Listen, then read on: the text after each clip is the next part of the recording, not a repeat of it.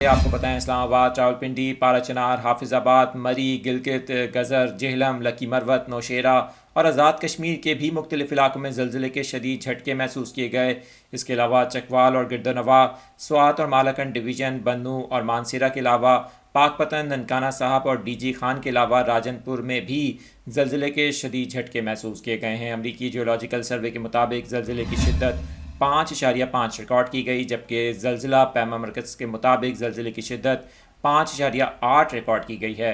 آپ کو بتائیں کہ اس حوالے سے لوگ کلمہ طیبہ کا ورد کرتے ہوئے خوف کے عالم میں اپنے گھروں سے باہر نکل آئے۔ زلزلے کے جھٹکے اسلام آباد میں بھی کافی شدید محسوس کیے گئے۔ جس وقت زلزلہ آیا اس وقت ایک نجی ٹی وی چینل کا براہ راست شو بھی جاری تھا، اور اس وقت زلزلے کے جھٹکوں کے جو مناظر ہیں وہ سوشل میڈیا پر وائرل ہیں۔